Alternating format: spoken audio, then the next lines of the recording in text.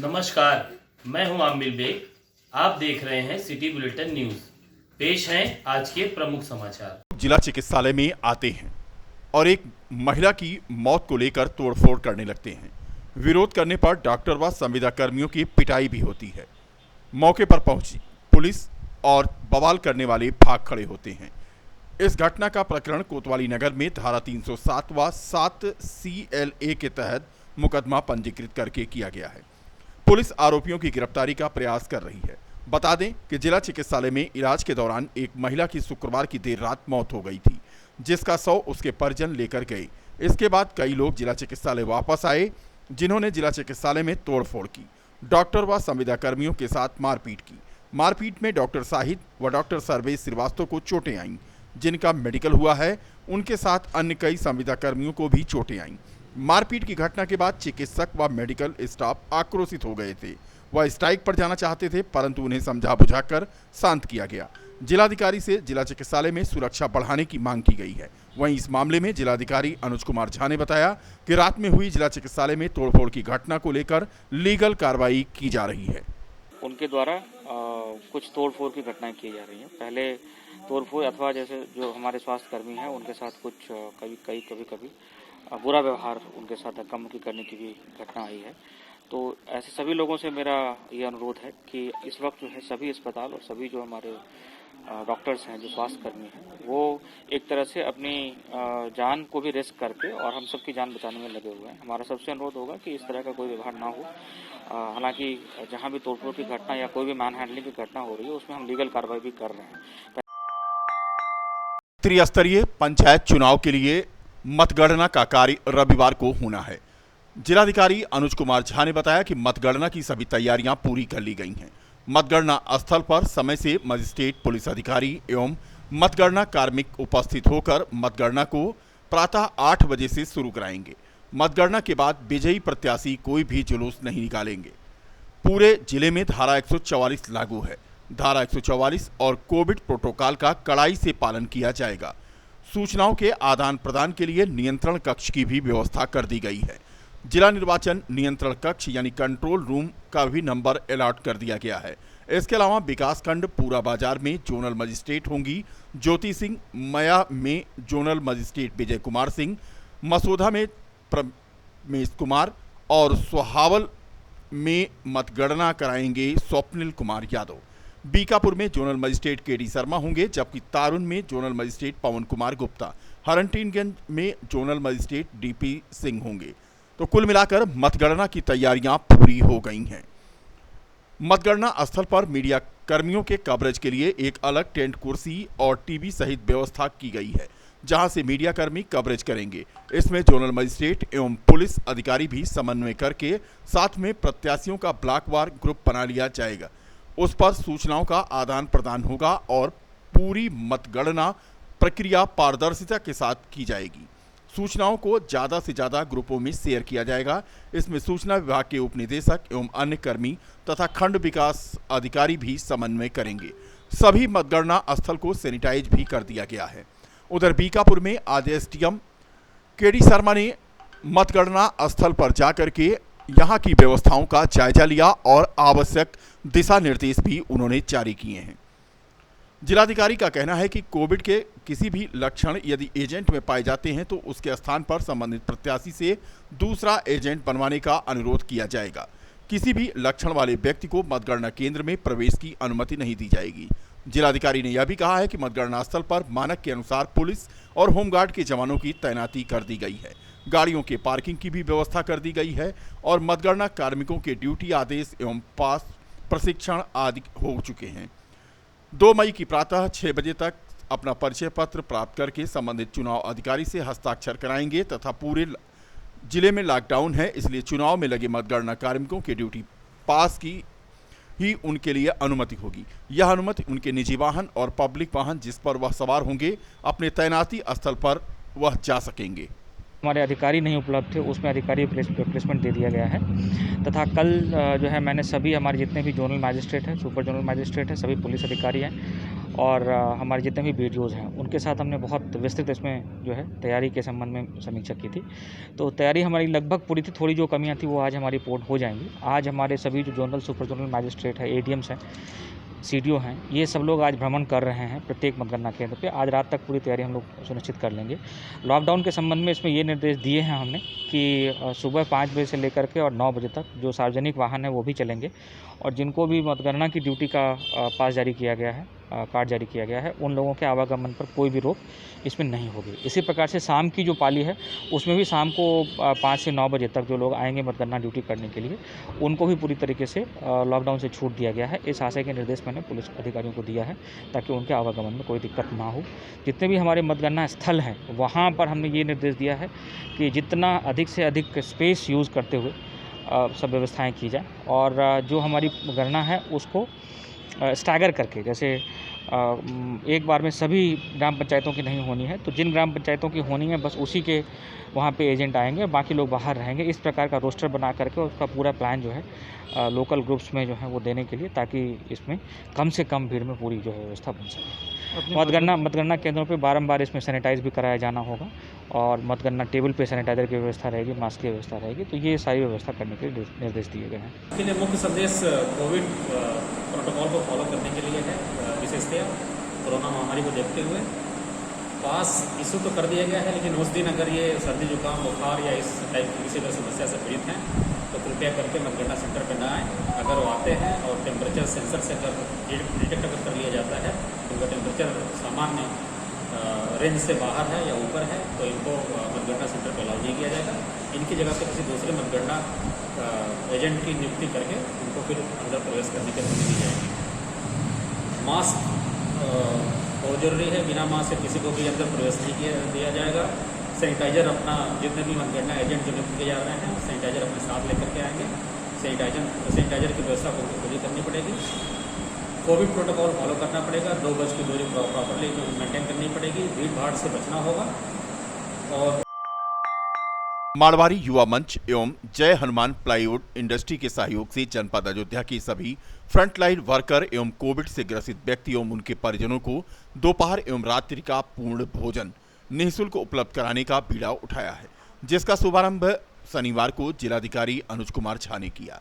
इस अवसर पर उन्होंने बताया कि देश प्रदेश में जिस तरह से कोविड का लहर है, ऐसे में कोविड मरीजों को उनके घर तक भोजन पहुंचाने का यह कार्य काफी सराहनीय है। उन्होंने संस्था को निर्देशित किया कि कोविड मरीजों तक भोजन ले जाने वाले वॉलंटियर अपने आप को सुरक्षित रखते हुए बड़े ही सावधानी से कार्य को पूरा करें। कोशिश यह करें कि मरीज तक भोजन पहुंचने से पूर्व उनको फोन कर दें और भोजन को उनके द्वार पर ही उन्हें सुपुर्द करें।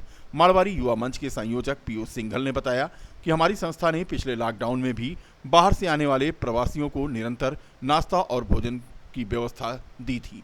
उसी तरह इस बार भी हम कोविड मरीजों को उनके घर तक खाना बनाने वाला जब कोई नहीं है, दोनों टाइम का भोजन एक मैसेज पर पहुंचाए रहे हैं। इसके लिए जरूरतमंद एक दिन पूर्व रात 8 बजे उनके द्वारा जारी किए गए मोबाइल नंबर पर बुक करा सकते हैं। मंच अयोध्या की तरफ से बहुत ही एक अच्छा इनिशिएटिव यहाँ पे लिया गया है और इसमें जो लोग पॉजिटिव हैं और जिनके घर में दूसरे देखभाल करने वाले लोग नहीं हैं और इसकी वजह से उनको भोजन उपलब्ध होने में दिक्कत हो रही है, उनको अच्छी गुणवत्ता का, अच्छी पौष्टिकता का यहाँ से भोजन पैक करके उनको भेजा जा रहा है। ऐसे लोग जो हैं युवा मंच के मोबाइल नंबर पे संपर्क कर रहे हैं और इनके 3 वॉलंटियर्स जो हैं वो बाइक के माध्यम से उनको खाना पहुँचाएंगे। तो इसकी आज शुरुआत हो रही है। मैं समझता हूँ ये बहुत ही काबिल तारीफ इनिशिएटिव है और इसके लिए जितनी प्रशंसा की जाए युवा मंच की वो कम है। और मैं ये भी चाहूँगा कि आसपास के जो लोग हैं वो इसमें युवा मंच की सहायता करें ताकि ये लोग अधिक सक्षमता से इस काम को कर सकें। पिछली बार हम लोग ने कोरोना में ये देखा था कि लोग काफ़ी परेशान हुए थे। जब रैंडम लॉकडाउन लगा था तब दिल्ली से करीब 7 बसेज आई थी, असम जानी थी, दिल्ली यूनिवर्सिटी की बसेस थी।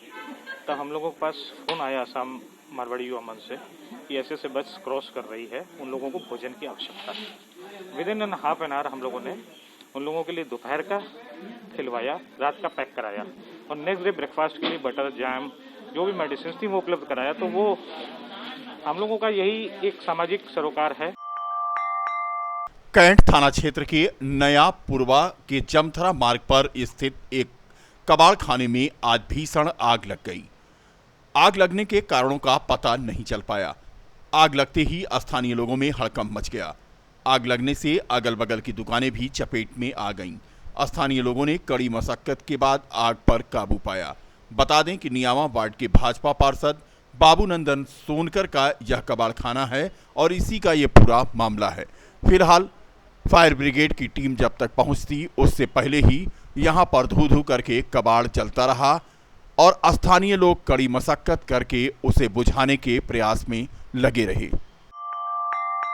जिस नाच से बेटियों को पालकर बड़ा किया था, जिनके हाथों को पीला करके उनकी विदाई की आस जो रहे, एक पिता को उनकी ही बेटियां कंधे पर लादकर शमशान ले जाएं, वाकई यह एक दिल दहला देने वाली बात है।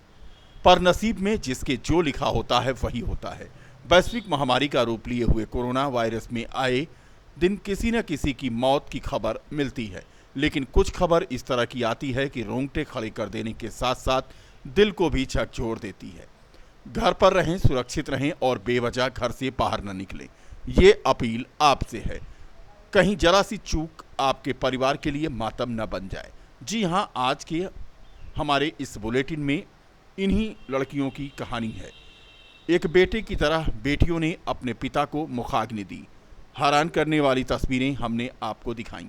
शहर के शहादतगंज के तोकपुर के रहने वाले चंद्रभूषण श्रीवास्तव की 4 बेटियां थीं, जिनको चंद्रभूषण ने बड़े ही नाच के साथ पाला था। इस महामारी में चंद्रभूषण की मौत हो गई और आसपास के लोगों ने कोरोना संक्रमण का खौफ इस कदर था कि उन्होंने उनकी अर्थी को उठाने के लिए कंधा भी नहीं दिया। मृतक की बेटियों ने साहस जुटाया और अपने बाप की अर्थी को लेकर के वह शमशान घाट पहुंची। अयोध्या धाम के फटेकशिला स्थित शमशान घाट का यह नज़ारा आप देख सकते हैं। ऐसा नज़ारा देख यहाँ पर अंत्येष्टि कर रहे लोग भी अवाक रह गए। बेटियां अपने पिता की अर्थी को कंधा लगाते हुए जब शमशान घाट पहुंची तो महापौर के द्वारा लगाए गए लकड़ी बैंक ने उन्हें लकड़ियां दी और पूरी रीति रिवाज के साथ इन बेटियों ने अपने पिता का अंतिम संस्कार संपन्न कराया।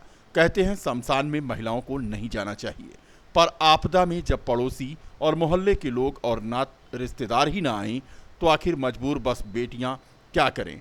साहस के साथ आगे बढ़कर बेटे का फर्ज उन्होंने अदा किया। पिता की अंत्येष्टि कर एक नजीर पेश की। मैं रितेश दास गौसेवक, नगर निगम अयोध्या के द्वारा हमें शमशान घाट पर नियुक्त किया गया है, जो कि मैं लवारिस, असहाय, जो भी व्यक्ति पीड़ित रहते हैं, जिनके पास लाश जलाने के लिए लकड़ी नहीं होता, तो उन्हें माननीय महापौर जी के द्वारा लकड़ी निःशुल्क उपलब्ध कराया गया है। यहाँ पर प्रतिदिन 100 संख्या से ऊपर लाश प्रतिदिन जलाए जाते हैं, जो कि आज 1-2 बॉडी ऐसा देखा गया कि लड़की खुद अपने कंधों से लेकर आ रहे थे और नगर निगम अयोध्या की गाड़ी से माननीय महापौर जी के द्वारा उनके घर लाश वाली गाड़ी मंगवा करके शमशान घाट पर लाया गया। फिर जो लड़की ला रही थी उनका मदद करा करके कंधा में स्वयं दे करके उनको सरजू नदी के किनारे अंतिम संस्कार किया गया है। वहीं एक लड़का जो कि टेम्पू से अपने पिताजी की लाश जो है टेढ़ी बाजार चौराहा से लेकर आया शमशान घाट पर, वो भी गरीब व्यक्ति था, उसके पास कुछ नहीं था, उसका भी अंतिम संस्कार सरयू नदी के किनारे किया गया है।